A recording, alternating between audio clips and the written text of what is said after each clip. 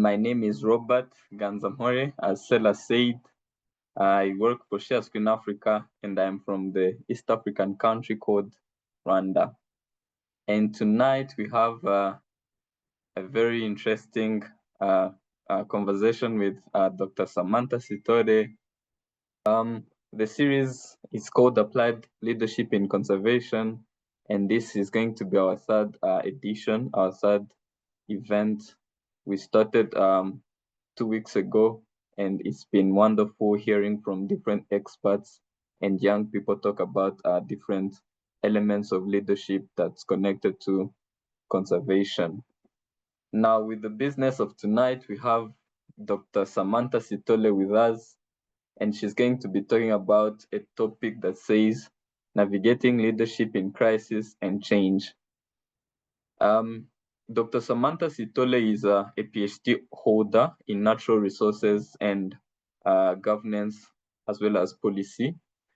She got that from the University of Lausanne in Switzerland. Now, a very short story of the first time I met Dr. Samantha. It was last year in Zanzibar, and when we met, they introduced her as doctor, and I was like, how comes someone in my age group is a doctor? Did she skip some classes? But then when I got a chance to talk to her, she proved the point, but with unknowingly. She didn't know she's proving a point, but with the conversation and what I learned from that conversation, I was convinced that she worked for it and she earned it.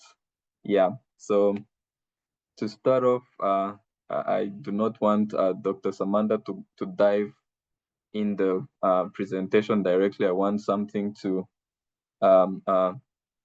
just like an icebreaker question. Dr. Samantha, if what you're going to be speaking about tonight, if it could be a movie, what title would you give it and why? Let me Or think. to make it Let's. to Okay. make it easy for you, if you could turn your presentation tonight into a book, what title would you give it? Ooh. Okay. Yeah, don't give up. Mm, Probably don't give up. Maybe a yeah. story of and a movie. One of the movies I absolutely love, actually a series of movies called Indiana Jones with Harrison Ford. Mm, I don't know if anyone's familiar. I love Harrison Ford. I've loved him since I was a kid. And he always has like uh a challenge in the movie that he has to overcome. Obviously, it's obviously very grand, like in one of them he was looking for a crystal skull that belonged to mm, aliens, but he was an archaeologist and he loved adventure. And for me, I think that's been the story of my life, which I will share tonight, parts of that and how that relates to navigating leadership in crisis and mm. change. Yeah. Yeah. Well, I think that's intriguing, and without further ado, the screen is yours. Please take us into your journey. Thank you. Thank you so much. Thank you, Robert. Thank you, Share Screen Africa, Sela, Maret, everybody involved in making these series possible. Let me just quickly share my screen. Thank you so much for the introduction. Again, I am Samantha Sitole. Being called doctor has been quite interesting. I still can't get used to it, weirdly enough, and it's been over a year now. Yeah, but my parents keep saying, you have to get used to it. But thank you so much, Robert. I had no idea you were testing me when you're asking me all those questions. But good evening, everyone. Thank you so much again for being here. And thank you so much again to the team for this opportunity to speak to you about such a crucial and an important topic in our lives, in this journey called life. I particularly chose this picture from a road trip I took recently because it was a journey. We were driving for hours and hours to get to a destination. And isn't that what life really is about? It's a journey to a destination, or rather to multiple destinations.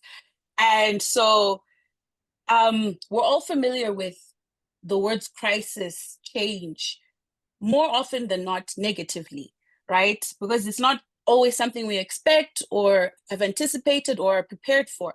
And so it's quite it's quite an important topic because it's something that we all go through, sometimes silently, and sometimes we have a community to share our experiences with. But more often than not, it's something that, you know, that changes us. Sometimes it's not always a good change. Sometimes we face some trauma, um, or you know, a series of disruptions, you know, brought on by these crises or one crisis. Sometimes it's decisions that we make in our control, and also ones that are out of control or that we have to make in the spur of the moment. You know, that create these changes, that create these these series of events, right? And it's the dealing with those moments where we reflect and we look back and say, okay, on my journey of life, when this happened, you know, whether it brought both, whether it brought growth or chaos or both, you know, what did it reveal about me? What did it say about who I am as a person and then as a leader?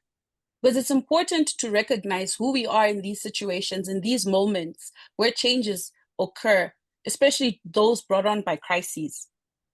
And it also reflects who we are as individuals, who we are to groups of people, maybe at work, in organizations, who we are to our families, or vice versa, and communities, you know, communities of people who we have relationship with, friends, you know, associates, etc. And, you know, that requires a lot of leadership, where we have to govern ourselves as well as guide others in some contexts or scenarios. So this is sort of the essence of what I'll be speaking about. And my talk is really based off of what I've experienced through my journey of life. I will share some personal stories so that I can bring into context what I'm discussing with you. To again, like I said to Robert, the title of my book would be "Don't Give Up," because honestly, sometimes life throws curveballs that you are not expecting at the worst possible moment, absolutely inconvenient, and you still have to get up and say, okay, what am I going to do now? And that's when I believe the true definition of leadership comes in. Not to say that in other instances where everything is flowery and, you know, the sun is shining and you have butterflies flying around, you're not a leader. But surely when the tire hits the road, as you can see on this road trip, when the tire hits the road in this journey called life, how you respond to events, who the person that comes out of you in that moment also speaks to the type of leadership that you possess. And maybe then it reveals what changes need to be made, what direction needs to be taken. Am I changing direction completely? You know, these are some of the questions that will come up. And I know I'm preaching to the choir here, because we've all experienced something in our lives where we're like, "Ooh, what was that?" You know, and so this is such an important topic, because I believe that, you know, navigating leadership in crisis and change, especially within the area of conservation, is of paramount importance, especially because we are all leaders in our own right. We are all leaders in our individual lives to ourselves. We're leaders to if you have children, you're leaders to your child as a parent. You're leaders in your organizations. You're probably leading a project, you know, a team, anything. And maybe you're a leader in your community, in the church, in, you know, community groups, in a basketball team. Maybe you're the team captain. Or when you're driving, you're the driver. You're a leader. You're the captain of the car. You decide how fast you're going to go, how slow you're going to go, which roads to take. You know, you can choose to listen to the back seat drivers. That's another story for another. When people tell you how to drive, yeah, you see, you can choose to listen, or you can choose to be like, you know what, I'm driving, so I'm gonna decide, right? So it depends on, you know, your personality, but we'll get into that in a second. So I put this picture up as well to say life is a journey. We are all drivers of our journey called life. We are all in a car, whether it's a GD46 Fortuner, a Mercedes-Benz, a Toyota, a Camry. We are still all driving on a certain road that we've been put on that defines our purpose and defines who we are. And so that's where the leadership part comes in. So my talk will just go, I'll briefly describe who I am. Thank you, Robert, for introducing me, because he touched on some of that. Discuss key terms like what is leadership, what is crisis, what is change, touch on the theories a little bit, and then discuss what that looks like on an individual level. So I won't be speaking to, how it is in an organization or, on the broader community level, but more specifically on the personal level of you as an individual, or me in this case. And again, I'll give examples from my own personal experiences, and then just a brief roadmap to finding solutions on how to deal with crisis and change when it comes up. So becoming Dr. Sam. I don't even know where to start. I always find it weird having to talk about myself, but my journey started at the University of Cape Town when I did my bachelor degree, Bachelor of Honors, and master's degree there. And that's when I was introduced to the concept of conservation. Before that, again, I used to watch Indiana Jones movies, and I thought I'd be an archaeologist. I was like, for sure, I'll be, chasing mummies, looking for artifacts. Or I thought I would be either that or a storm chaser, because I loved the movie Twister. I just absolutely loved it. I don't know, like something about tornadoes is for me is very mysterious. Although they're very dangerous, they cause a lot of distraction. I still find them fascinating. So it started there. And then when I realized I really had a passion for this concept of conservation, I just stuck with that route all the way through to my master's degree. And thereafter, so that was in Cape Town. I was privileged enough to get accepted into a PhD program in Switzerland at the University of Lausanne, where I did my PhD for about 5 years, from 2019 to about around this time last year, where I graduated in May of last year, but I was still there around this time last year. And it was such a beautiful experience. But I think most of my talk will be centered around the journey of the PhD, because I think that's where most of my growing happened. And most of the challenges and the changes and the crisis actually happened. And when I moved to Switzerland, I moved as a single young woman, no children, an African, didn't speak the language. It was completely, I think for me, a culture shock, as much as you can believe that, because it was difficult to immerse myself at the beginning into the culture because of the language barriers, the differences in food, or cultural practices, so things like that, things that I hadn't actually prepared myself for. So that's sort of where my journey started. And coming to do the actual PhD came with its own challenges. And like COVID-19, yeah, that was a thing. It feels like ages ago, but it actually affected my PhD journey. But it also created opportunities for me to meet people like Chris and Johan and the team, because I was out of COVID, Unlocking Nature happened. And that's how I got to know about this beautiful community of people who love conservation as much as I did. And from there, my story sort of developed, but I'll speak about that a little bit more a little later. And I'm from Zimbabwe, actually. I'm Zimbabwean, 34 years old. And I, with the LCA, I'm on the Youth Advisory Council, which Sela, Robert, and I think a few others who are here are part of. I used to be the chairperson, and I'm currently the chairperson of Share Screen Africa Advisory Board. So I have a few leadership roles within the LCA, and currently I volunteer with an organization here in Zimbabwe called BirdLife, and we work on the wetland restoration and conservation within urban areas and rural areas, but I work more on urban areas, and I work with young people and various stakeholders in the private and public sector, understanding like what their interests are and what their practices are towards wetland restoration, etc. So that's just a little bit about me and where I am, what I'm doing, and sort of, yeah, just so you have a bit of a background about who I am. So Um, so, some of the things that I've experienced, have revealed to me, why leadership, crisis, and change are an important topic to discuss, especially with advancing, leadership. This series is so important because, again, we are all leaders in some aspect of our lives, and it's important to recognize that. I know as young people, and I know there are a couple of young people in the room, we're often told that, leaders, young people are leaders of tomorrow. I've heard this a number of times, actually.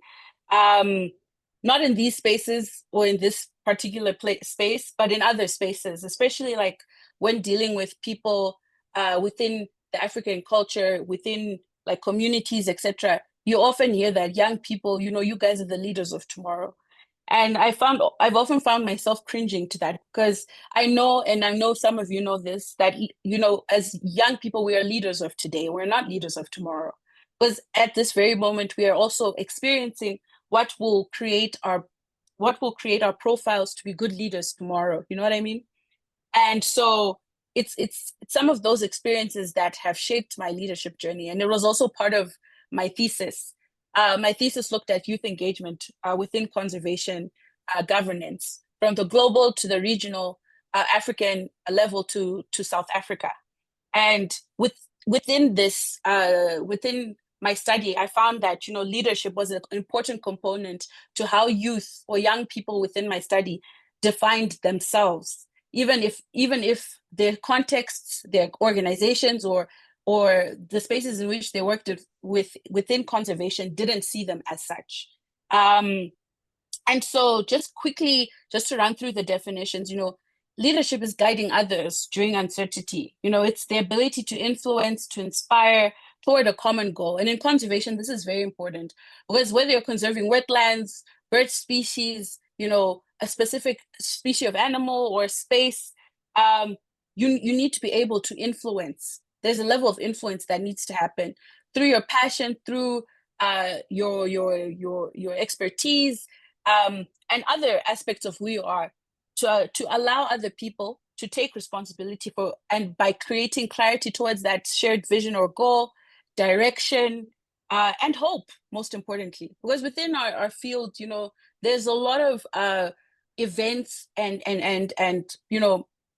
events really that happen that may cause us to feel discouraged, to feel despondent, or like, can I really make a difference? Yes, you can really make a difference, even if it's just a small difference. And that's part of the journey, especially in uncertain times. And change is described as a transition from one state to another, and that can obviously take many forms. In physics, they say water changes state from vapor to liquid to solid. So it's a shift. Basically, it's a shift from one state to another. It can be slow, can be sudden, planned, forced, right? But it always demands adaptation. And it often, the word crisis itself, it can often come from an experience or an event, a crisis event, right? But it demands adaptation. So that's when the leadership comes in, where you ask yourself, what do I do now, right? And it's not always an easy question to answer. And so crisis also is that disruption, whether it's on the global, the regional, or personal level. It's a turning point, a moment of disruption that threatens the normal, creates pressure, and requires an urgent response normally. And it often comes without warning, testing both systems, so the systems in which we operate in, whether in an organization, a community, etc., or you as an individual, your family, or your community. So although I'm speaking about these terms in a more generalized context, it's just so that we can apply them to our own personal lives and just gain an understanding of what it is that we're talking about. And so the talk, or what I'm going to speak about, really speaks to how we as individuals then respond to these challenges, and what tools can we use to come to solutions. So how we respond to these crises and to change individually makes all the difference, because we don't always get to choose the circumstances, but we always choose our responses. So this is where leadership begins. And in the ability to pause, to reflect, to assess, we are able to respond with purpose. And so while some people panic, right? Because it's normal, it's a normal human response to panic or to withdraw. Others choose to show up with presence, humility, and resolve, to be determined to say, okay, this has happened, how do I respond? So not because they have all the answers, because we never can, right? And this, I'll speak to the power of community, but because they're willing to take the next step forward. And that's where the leadership comes in. So it's not just a role, but it's also a mindset. So where is your mind at today? Ask yourself that. Where is my mind at? And in the crisis, it's often the individual response, the quiet, consistent, and grounded response that shifts the outcome for yourself and for others who are following you. Because remember, in leadership, you're influencing others. When you're in that role, you're influencing others, whether it's your children, again, your basketball team, the people with you in the conservation field, you're influencing others. So again, I love the analogy of the car because you're on the driver's seat, right? You have passengers in the car or you're driving alone. It depends on the situation. But you're guiding others during uncertainty, especially within crisis and change. And, you know, we have different forms of leadership, which I'm not going to get into in much detail, but it's just to name a few. We have transformational leadership about vision, inspiring others. In conservation, it's pushing people to challenge the way they think, you know, to shift policy and raise awareness, etc. You have servant leadership.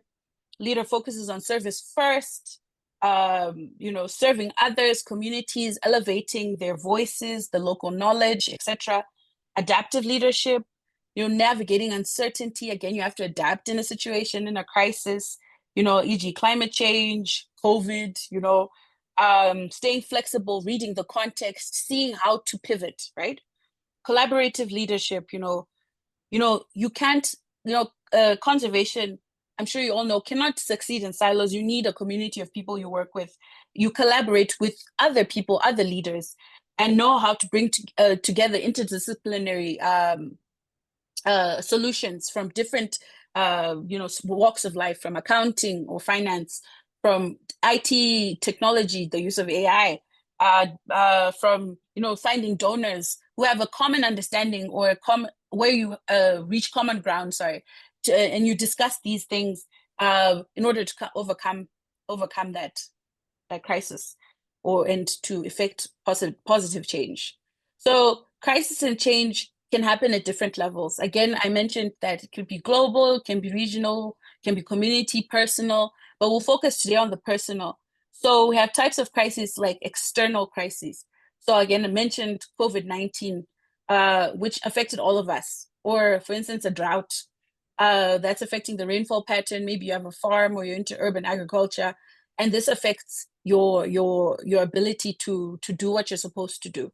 Internal could be burnout, right? Could be restructuring within your organization, in which you have to deal with, be anxiety, stress, so many things that can affect your ability to show up in a situation, or it can affect your leadership rather. So for instance, with COVID-19, that affected conservation funding. Everything was grounded to a halt. It affected travel. It affected my PhD. It affected everything. Regional, also global, but I chose to use it as regional. USAID withdrawal. It affected a lot of funding schemes for a lot of organizations and government agencies, and it's still causing an impact to this very day. A lot of people are laid off. In America, over 50,000, globally over 100,000, and people are still feeling the effects of that. That's a crisis because it happened quickly. And individual, personal job precarity, not being able to find employment, not being able to find stable employment or employment that gives you a livable wage, and being able to pivot so that you're able to get some form of an income. That's also a crisis that affects change or needs change. And an important point here, again, about not giving up, is crisis is not always negative, right? Often when we hear the word crisis, it's easy to think, oh, it's something negative. It's something that, I can't, it's something that's supposed to come and hurt me. But a quote I once read was, not all storms come to disrupt your life. Some come to clear your path, because your purpose may require that you move in another direction. So remember that picture of the car?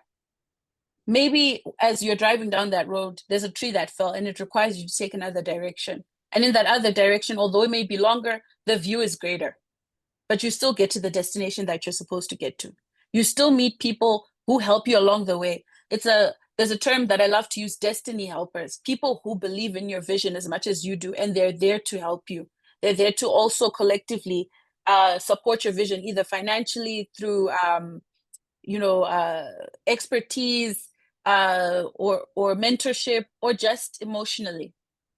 And so this, when we view crisis in terms of matter of perspective, it can lead to growth and innovation as opposed to a negative response where it's just seen as a disruption. And examples of this, again, from COVID-19 are TikTok and Zoom, the platform we're using now, Zoom. It actually grew during COVID exponentially because people started doing online meetings. And as you can see, we are now able to meet, even though we've never met in person, most of us, well, some of us here, we're able to meet like this. We're able to discuss topics in the evening because we have platforms like this. So it's being able to pivot when the crisis presents itself, to change direction. So navigating change speaks to looking at what change is, what are the causes, the shocks, the decisions that were made. They evolve in contexts which are often not in our control. So identifying those and asking yourself, okay, what do I do next, right? Because the types of change come from, are they controlled versus uncontrolled shocks or decisions, or evolving context? Meaning, is it something that you as a person have the ability to change or shift? Is it gradual versus abrupt? Are you able to lean into the change and adapt as you go, or is it something that you have to make a decision immediately? So identifying these types of changes and what the change is also helpful in understanding what type of leadership you need to embody or apply within that situation. And this speaks to now the individual part, the individual responses to change. And there are three tools, if you can call them that I've used in my personal life. Firstly, the circle of control, which I'll discuss. The self-governance framework. Is it a framework? I use it as a tool. Self-governance and the theory of change on a personal level. Well, the theory of change is usually used on an organizational level, but you can also scale it down to the personal level. So my personal story comes from, again, my PhD. This is what I would love to share on. As a young woman, an African woman who had to leave home and was living in Europe and had to do a PhD or my studies in a foreign country. It was a great experience, don't get me wrong. Switzerland is such a beautiful country. I met a lot of wonderful people. I met people from this platform as well because of it. And within that process came various challenges, which required me to have to deal with crises as they came. Because obviously they were not planned. I wasn't planning for COVID to happen, and I think nobody was. But because my research was based on the African context, initially I was supposed to do my research in South Africa only, looking at youth engagement around the peripheries or the communities of Kruger National Park. And that didn't happen because the borders closed. And South Africa had an indefinite border closure, no flights in, no flights out for over 7 months in 2020. So I couldn't travel at all for my fieldwork. And my supervisor was like, maybe you should rethink this PhD. And I was like, yeah, it's been 7 months. I was supposed to travel in 2020 to do my fieldwork. And at that point in time, the International Union for Conservation of Nature, IUCN, was having its quadrennial World Conservation Congress. It happens every 4 years, and it was supposed to happen in 2020 in Marseille, France. And because of COVID, they had to shift it. And one of the things that they did was shift part of it to be online. So it became a hybrid event. And they had a youth component to it, a global youth summit. Yes, a global youth summit the following year in 2021. And I was like, I'd love to attend this since I'm doing youth, my thesis on youth. And that pivot or that change allowed me to see an opportunity. And with the help of my supervisor, I was able to now interview youth who were attending the Global Youth Summit online and then attend the Congress in Marseille a few months after that in 2021. And that became a component of my thesis, hence why it then became a global, regional, and local thesis, as opposed to just a thesis based on youth in South Africa. So I had to pivot and I had to change quickly so that I could, well, not only finish my PhD, but I would have a PhD to actually study and to actually write. And some of the things that came up, at least challenges as a young woman, doing field work, not only on the global level, but like throughout my PhD, was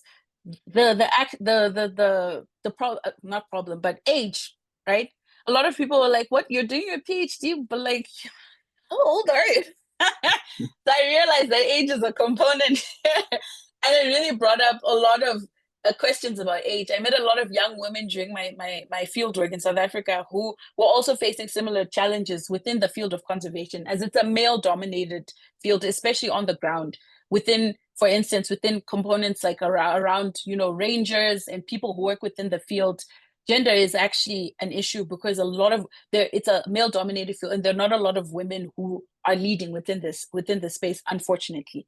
So they also face challenges where they would be questioned about their ability to perform because they were women, especially those who were rangers. And that, those types of challenges, required these young women who I interviewed to have to change their outlook, to change their perspective, to be like, you know what, you might not believe I can do this, but I will work twice as hard as you to show you that I can do it. So it brought about strength within these young women, and even within me, because I was inspired by them. Strength to show that they could do it. They had to change their outlook. It was a change. They had to change their approach as well to how they led a group of men within the field, to how to how they approached them and spoke to them. And it really showed me that even when the challenge is external, so it's not internal, you're not the one causing it, it's not anxiety or anything. When the challenge is external, your response still matters. Your response to that issue, to that crisis in the moment, matters. And strengths that came up for me were like empathy, empathizing with my respondents, and with also just giving grace to myself to be like, you know what, Sam, you're going through a lot. COVID happened, and how are you going to respond to this? And fortunately enough for me, I had a great supervisor who was guiding me through it. So that's the power of community, which is one of the tools I speak about. But it's the power of community, having people who believe in your vision and in what you're doing, who can support you along the way. And it comes from also just having having lived experiences that you can also share with other people, that they can also relate to, and they can then share the vision. Because there's power in shared experiences. There's power in sharing your lived experiences. There's power in storytelling. And when you're vulnerable with people, it also shows a level of humility within your leadership, where you overcame something that someone might be facing, but they're not comfortable sharing. But when they hear your story, it helps them open up to understand, okay, how can I also overcome this? Or how can I get in touch with this person? How can I manage, this situation better? And, that's why I put my story there, because for me, there are lots of disruptions that came. COVID was not the only one. There are lots of disruptions. Another one was I had a car accident during my field work. So it was just a normal Friday. It was an afternoon, and we were driving, and we got hit from the back by a drunk driver. And the car flew, it rolled, I think 3 or 4 times, and I was thrown out. So I woke up on the ground next to the car, not knowing what was happening. I thought I was taking a nap. And then I'm like, wait a minute, I'm outside. And because it was near the Kruger National Park, the car flew into the park. So we were inside the park where the animals, we always see like buffalo and giraffe. that where the animals were, but maybe they were scared by the noise. So that moment in time, it really, how do I say this? It was a disruptor. It was an absolute disruptor where I thought, okay, this is definitely going to derail my thesis. How am I going to finish my PhD now? My family was like, girl, I think your PhD is the least of your worries. Please go to the hospital. The ambulance came. I went to the hospital. I was in the hospital for like 3 months. It was quite bad, but I can laugh about it now. But at the time, it was such a big disruptor that I could have chosen to be like, you know what, this is too much. I've suffered enough. PhD really worth it. And I could have let it go. But in the moment, I believe, I have faith. I'm a believer. I believe in God. In the moment, I prayed to God and I was like, let this not be for nothing. I need to finish this PhD, at least prove to myself I can do it no matter what happened. So it came with obviously a level of determination and I would say resilience, if we want to say that. But I had to push through the pain and luck. I was very fortunate to be part of this community, the LCA, because as one of the council meetings, we traveled to Pafuri and it was in the area where the accident happened. So I had to go back within the 6 months that had happened. And for me, going back was the most liberating experience of my life because it broke, I think, the fear of what happened at that time. So it actually strengthened me and it helped me finish my thesis. And it was one of the things that I'll never forget. If I speak about leadership or resilience, I'll have to talk about that because it really changed my life.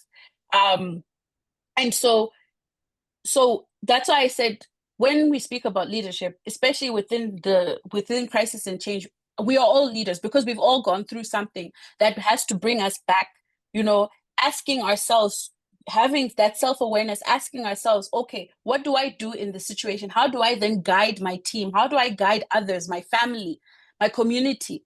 Even though this has happened maybe only to me, the accident only hurt me, my other colleagues were fine. Or, it happened to everyone, COVID-19. How do you lead then in that situation? So even if you're young and you're in this room, you're not a leader of tomorrow, you're a leader now.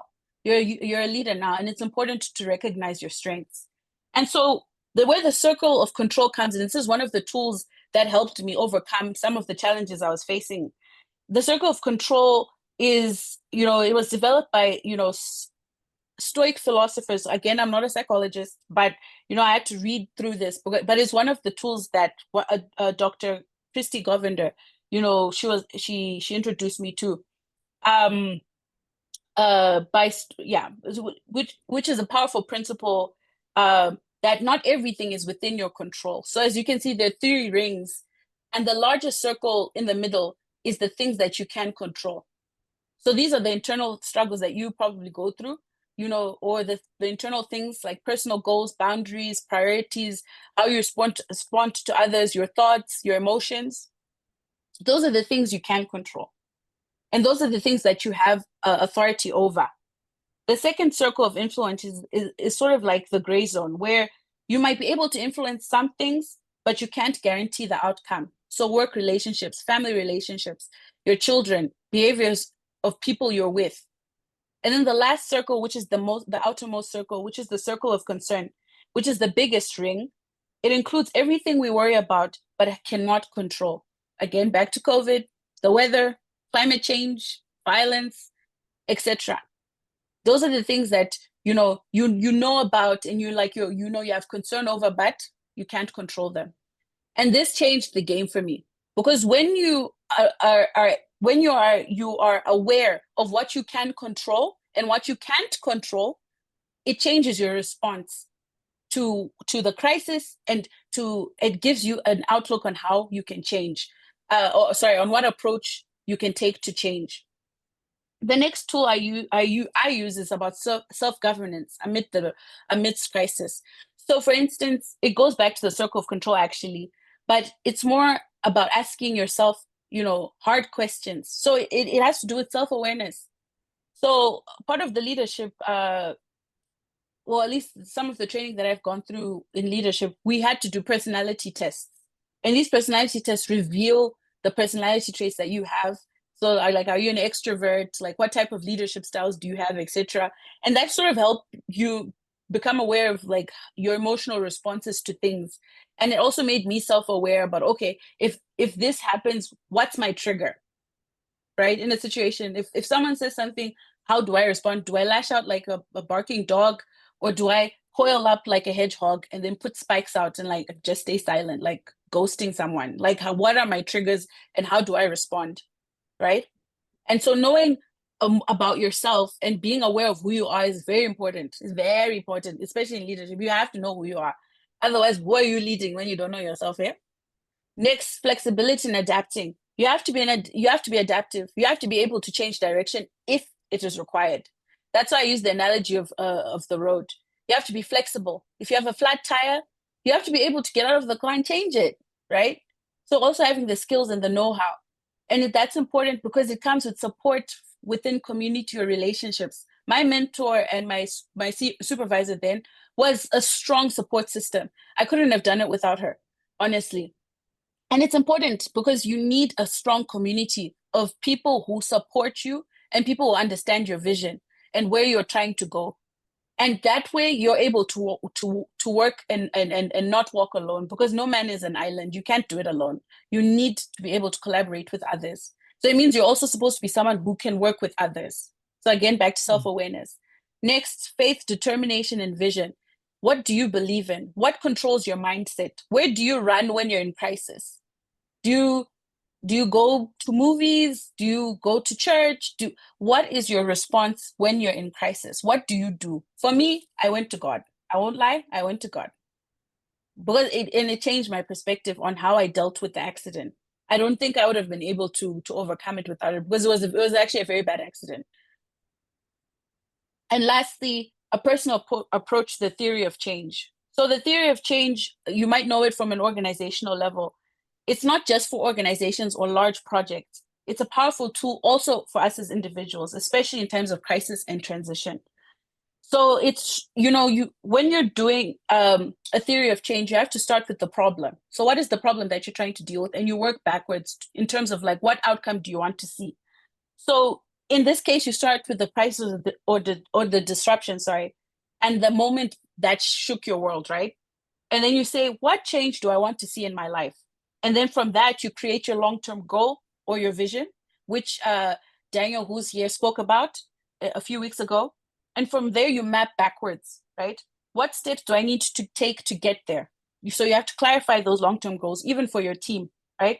So, regaining clarity, rebuilding confidence, if you have to do that, or learning something new, maybe taking on a new language, getting a new skill.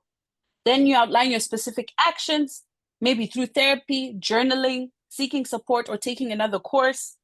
And you also check your assumptions. Assumptions are also part of the theory of change, right? Your expectations, what beliefs are helping you or hindering your growth. It goes back to faith. It goes back to collaboration and community. And you have to keep reflecting, adapting, and learning as you go until you get to the desired outcome or solution or destination that you're looking to get. And again, it's not about perfection. It's about having an honest roadmap to help you move through the crisis and the change that you're experiencing. So my advice is lead by adapting. Be flexible. Don't be stuck in your ways. It makes it very difficult for you to adapt to change or to a crisis if you're like a ruler. Try to be like spaghetti. Anchor your values in faith and community. Collaborate. Use feedback loops. Ask people, okay, how can I change this? Or what did you think about that decision I made? Be flexible and adaptive like TikTok and Zoom. Pivot. Be able to pivot. And leadership, again, is not about being solitary. It's collaborative. You're not an island. And final reflections. Crisis refines us. It really does. It can change our outlook. And the picture you see here where I'm like stretching my arms, that was the trip to Pafuri within the 6 months when the accident happened. You can see how happy I am. You wouldn't have known, right? I was very happy. Leadership is about people, place, and purpose, right? What defines you as a leader? What defines your vision? Who defines you? Are you defining yourself or others? Is it an external game for you or a process for you? And how are you leading these people or your team or yourself? And just something that's really resonated, I think, with my journey is uncomfortable callings lead to transformation. Often the road can be lonely. Often it can seem like it's never ending, but surely there's a destination that you're going to. And so you need that community to keep the vision alive, to keep the support coming in and going. And so you have to ask, in the moment of crisis where you need to change, what can this moment teach me about myself, about others, about my faith, about my mindset? And is it something that I need to change? Do I need to adapt? Do I need to be more flexible? Do I need to go back to school? These are important questions that we must ask ourselves, especially within these moments. But yeah, thank you so much for this opportunity. And I hope that even in whatever crisis or change that you're experiencing, you take it one step at a time. Thank you. Thank you so much, Samantha. I think this was very, very enlightening. At some point, I don't know if it's just me or I might share this feeling with some other people. I get afraid that we don't have young people that can provide motivation to others, that can provide a lecture. But learning from you, listening to you is always promising. It provides hope that we young people are capable of delivering to the standards that we are expected. And it's interesting how all the topics that we've been covering since we started with Daniel and Mr. Mwanda, it's interesting how it aligns. You talked about the role of community and how when you try to look at the crisis in a positive manner with the help of the community, of course, when you talked about that, it reminded me what Chris and Sia was talking about last week. Chris mentioned something about copers and non-copers, and he mentioned that copers are people that see a change in a positive manner, and non-copers are people that see a change and be like, we don't need this. We were good how we were before. So it's really interesting how everything aligns. And when you talked about the role of community, and I connected it back to where you say that Zoom was known to most of the people during COVID-19. So I reflected back to the story of Share Screen Africa and how it started, how a community of practitioners, friends who became friends due to conservation, came together on a Zoom call. And one was like, wait, there's a button of sharing my screen. And he was like, I can share with you what I'm working on. And then from that, they were like, why can't we start something called Share Screen Africa? So it's really, it's not like you're speaking from out of this world. We can relate to what you're talking about. And yeah, before giving it to the audience to ask their question, I see Bishop has asked a question. I'd like to start with a question that I wrote down. At the end of your presentation, you talked about self-governing yourself amid crisis, during crisis. But I want to know how best can one live a life? It doesn't have to happen to us to learn how to govern ourselves during the crisis. It's best if we can predict that crisis will happen and try and live our life in a manner that prepares us to better cope in the situations.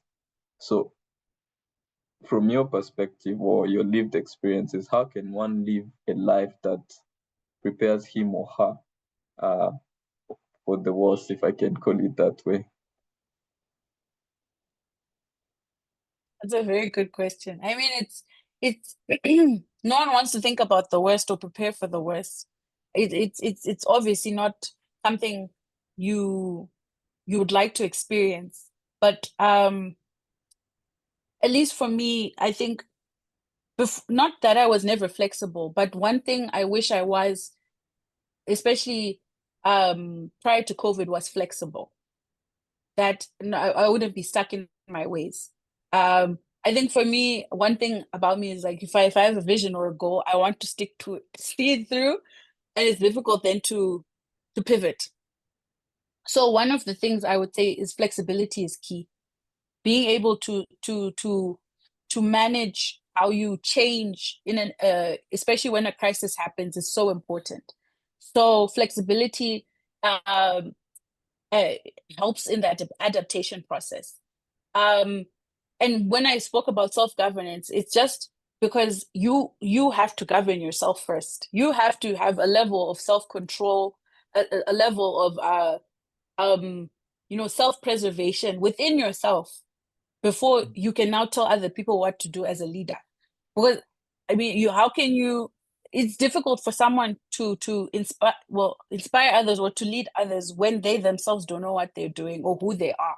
That's why I said you have to know yourself. And one of the things that helps with that is doing those personality tests. And we had the privilege of having a trained psychologist walk us through those personality tests. But there are some that are there online that are free that you can take, and they give you a nice summary of of what your personality says about you.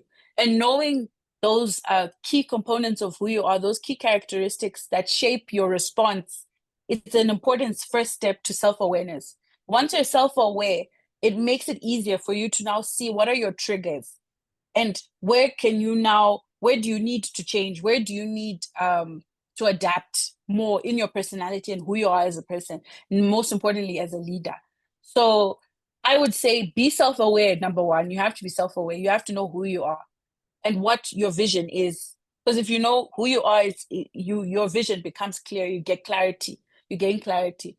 And I'm not saying that it always comes like that. Like as soon as you know who you are, your vision becomes clear. Some of us, it took years. Like my journey, I didn't grow up saying, "Oh, I'm going to do a PhD." I always say this. It happened to me. I applied only after, you know, I didn't ever think I was going to do a PhD ever. It wasn't like part of my life goals. It was, I genuinely wanted to be an archaeologist or a storm chaser. As you can see, life took me in a different direction. But that's sort of what I mean. Flexibility, adaptability, being able to be self-aware, saying, okay, I'm not good at this, collaboration is needed here. Okay, I'm not good at accounting. I need someone who's good at finance to help me with my budgeting. I'm not good at, using computers. I need someone who's really good at typing and using Word, and all of that. And that's why it's important. Like ShareScreen Africa is a team of people who are talented in different ways, who do the work so well in their individual capacity. But when they come together as a team, you get this, a well-organized, session, and so many videos that are helpful to the community of conservation. So definitely, that's sort of what I would say. Sorry for the long-winded response. No, it's okay. Yeah, I learned a lot. Well, I think we can go to the audience. If you can please type in the chat box your question, or if you can raise your virtual hand and we'll give the screen to you and ask your question. While you think about that, Bishop Gobeli, if you can unmute yourself and ask your question, that would be very nice. But if you can't, I can read the question for you. Good evening. Very nice presentation. Thanks so much, Samantha. I know Kruger National Park. I know those areas very well. Mine, I might not be that very young, but my concern is how do we lead this younger generation in conservation, most especially with the high rate of unemployment in terms of this industry. In the past, when I graduated, I studied conservation. We had so many jobs. Right now, you've got over 300-400 applicants of young people seeking to get into this to conservation, and we've find that most of them, they started diverting from what they love, which is conservation, to other discipline. How do we keep these young people so motivated that this should continue to follow the discipline of conservation rather than thinking of, you know what, because I cannot get a job, let me go and do my master's in law or other. How do we keep young people, and how do you use your testimony when those crisis times? How do we make sure that this younger generation still hold the baton of conservation? Because conservation, I think it's not a career, it's a calling. How do we make sure that we keep them in that lane? Thanks. Thank you for that beautiful question, Bishop. Yeah, I was in the communities of Belfredine, Justicia, Cork, Belfast, Mkutlu for many, many months. And that, like you said, the main problem there is unemployment. Because the Kruger National Park is vast, you know, and so is the population that's outside of it. And there's a high unemployment rate. And one of the problems or the challenges that that came up out of my research was that of youth unemployment, and the fact that the conservation sector within the area couldn't absorb the amount of people that were unemployed into the conservation space. Do I have a solution? Not necessarily, but in terms of how do we keep them motivated? I think, like you said, conservation is a calling. It's a long game career, because the problems or the challenges that we face within the field of conservation are not a one-sum game where if you fix the problem today, it'll be gone tomorrow, you know. It's something that's a continuous, gradual process. And I think it's building the value system within the communities to show them that they own the resources, number one. Two, that the resources, you know, serve these ecosystem services for them, number two. Because once you build value, the intrinsic value within people, the mindset starts to shift or to change in order to see that this is my resource. I need to protect it. I need to conserve it, not only for me, but for future generations. And I'm not saying that to be airy-fairy. It actually helps for people to understand who they are and what it is that they're protecting and why. So the value system is absolutely important. And unfortunately, because of the high unemployment rate in areas such as the Kruger National Park, it's difficult to see the value, you know, in conservation. One, because most of the conservation jobs don't pay that well. If you go into accounting, you're probably going to get a better salary. Let's be honest, right? And also, most of the entry-level positions are few and far between. And so people have to look at other avenues to be able to make a livelihood and an income to support their families. And one of the problems or the challenges that the youth I interviewed faced was that they had life goals, but they were stuck in this space of this precarious space, this zone where they want to work in conservation, but you know the jobs are not there, but they still need to provide for their families. So what I say to that is, conservation is not a one-tier, it's not a one-tier approach. There are multiple ways in which we can conserve our spaces or to work in conservation. Some of the people here are IT people, you know, they work, videographers, photographers, you know, and they work with different avenues to communicate or to storytell. And that's one way of working with conservation. So you don't necessarily have to be in the community, but you can create a space for yourself within conservation to share the stories.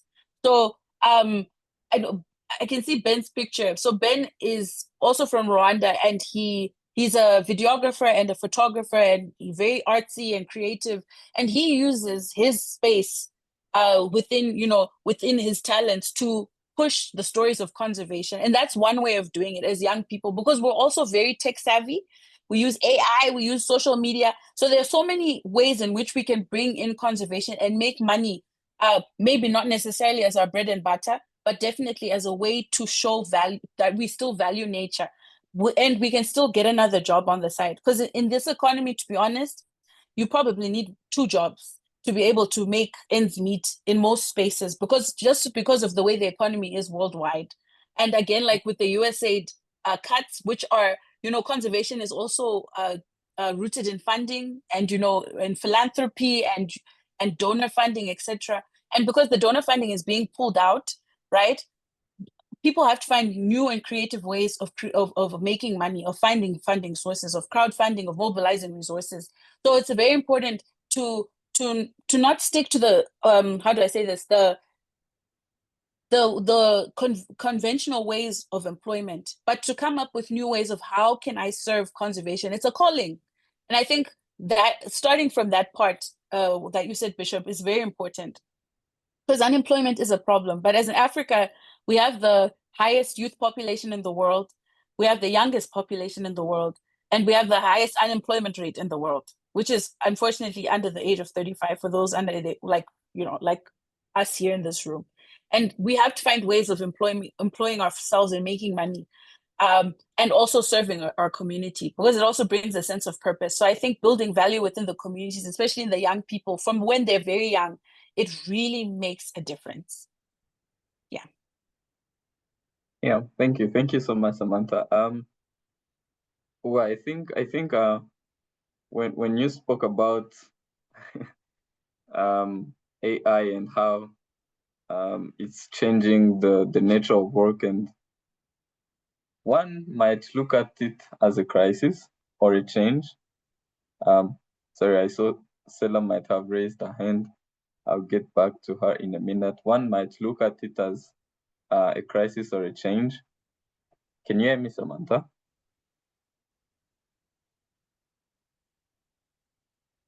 I can hear you. All right. Can you hear me? I can hear you. Yes, I can hear you.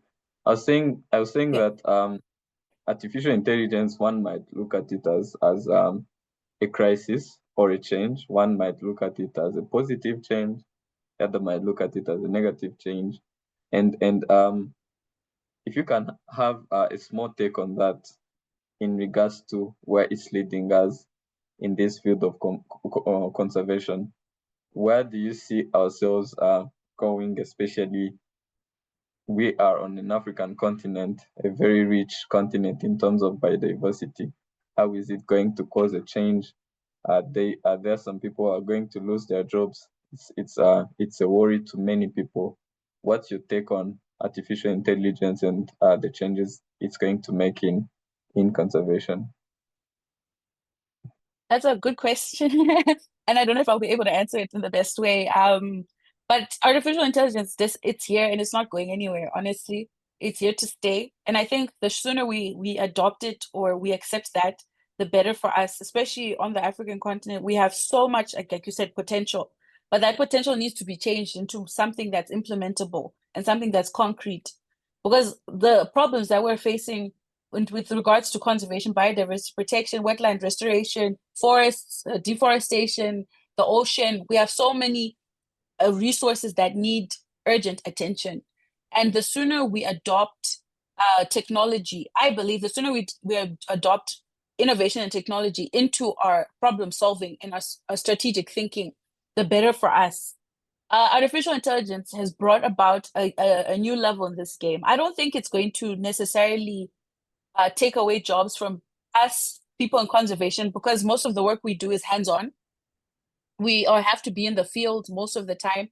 But for those who work behind the desk or have office jobs, there are ways to adopt it to make your life easier. Because AI is a machine, it's not a human. It can't take away the human component. It can't replace, the human component within the jobs that we do. The values that we have come from passion, which I don't think AI has, because it doesn't have the ability to feel the way we do about what we do. And like Bishop said, it's a calling. So I think it's the way we use it. I think to get ahead of the game, I think will secure your job in the future, to be honest. If you adopt AI and know how to leverage it for your career, I think that's the best. Because a lot of jobs that I've seen these past couple of days, like, people advertising and stuff, some of them want an AI component, like, are you proficient with this tool, So it's important. And it's definitely something that talent managers are looking for, people who are proficient in technology and AI. Thank you so much. I see Duncan has asked a question. Duncan, would you please unmute yourself and ask the question? Duncan asked, he was like, Duncan Koya from Kenya Masai Mara, fantastic presentation. How do we integrate leadership and management to bring up sustainable conservation, since there is a big challenge of population increase in inserting a lot of pressure on the ecosystem of exploitation? This is a very good question, multi-layered. There's lots of layers to this question. I think the first thing that jumped out at me, Duncan, was the land use question. Because when we're speaking about population increase and pressure on our resources and overexploitation, it's also a land question. So I'm not so sure in which you say you're from the Kenyan Masai Mara, so I'm thinking you're talking about the rural context. So obviously there's a lot of there are debates around communities and conservation in terms of how can communities work together with conservation or community-based conservation or community-based management. And so I think to integrate communities' needs or interests within conservation is paramount in this case. Because communities more often than not, are the ones that interact with wildlife or with the biodiversity you're seeking to protect. So when you work with the communities and help them, I think by building capacity, maybe the capacity is already there through traditional knowledge or traditional practices, tools that they've been using for centuries or generations, to bring those up more through the community and letting the community lead the conservation efforts would help, especially where it comes to over exploitation and degradation. I'm not so sure like the exact types of pressures that your communities are experiencing within the Masai Mara, but I do know the Maasai communities are pastoral communities, so meaning they move around with their cattle, etc. And so I think it's now that contestation between land use, so land use for conservation versus land use for say agriculture. And I think it's finding a delicate balance between the two, because the communities still also need a livelihood, yet we need to conserve the area. So how do we manage those interests? And one of the approaches that I've heard about and I've seen to work are community-led conservation initiatives. Also through OECMs, which are other effective area conservation, OECMs, yeah, other effective area conservation methods. And these are areas that are not necessarily earmarked as protected areas, for instance, but they're in the buffer zone area. And those are given to communities to manage freely. So they find delicate ways to manage their needs versus protecting the environment. And I think as a leader, especially if you're from that community, it's much easier to influence the people in your community because you understand their needs more than say someone who's coming from the outside. So I think there's a place for that.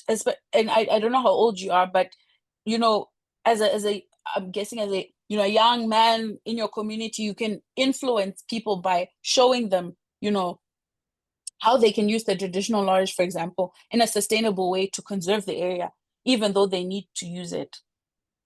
I hope that answers your question. It's a multi-layered question. You can write a thesis on this. Seriously. Bishop Ngoberi has also added a comment.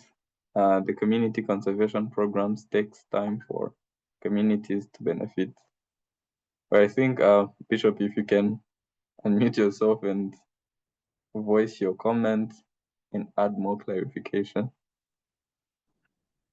No, I was just I've listened to the conversation and more emphasis around community conservation programs. And if you look at in South Africa and you look in other countries, community conservation projects take so much time for communities to start benefiting. That's why most of the younger generation or young people tend to divert, because if you have to wait for your community to get money from a conservation program, you will wait until years and years. So most of the that's my what I've seen. Most of young people tend to divert because they can't wait for those community projects to start yielding some benefits to those communities. So you'll find that most of the community conservation programs are run by elderly people, but younger people will tend to divert and go somewhere because they realize that for them to get something from that particular project, it will take them years. So that's just my comment.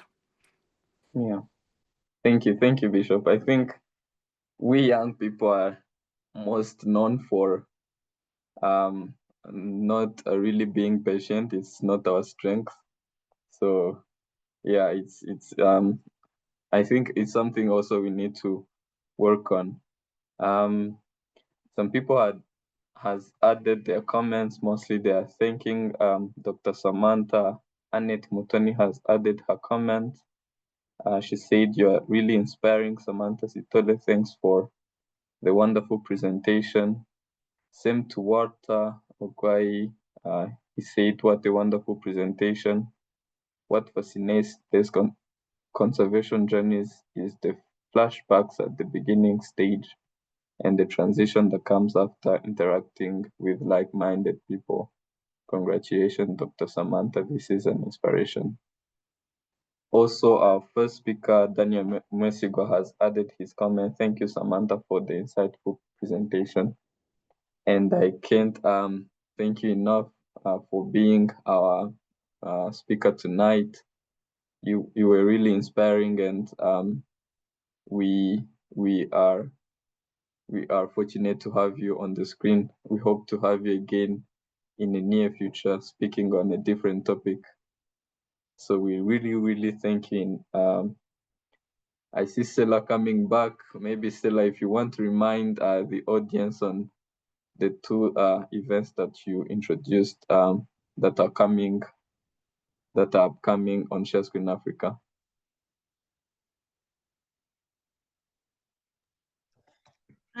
Thank you so much, Robert.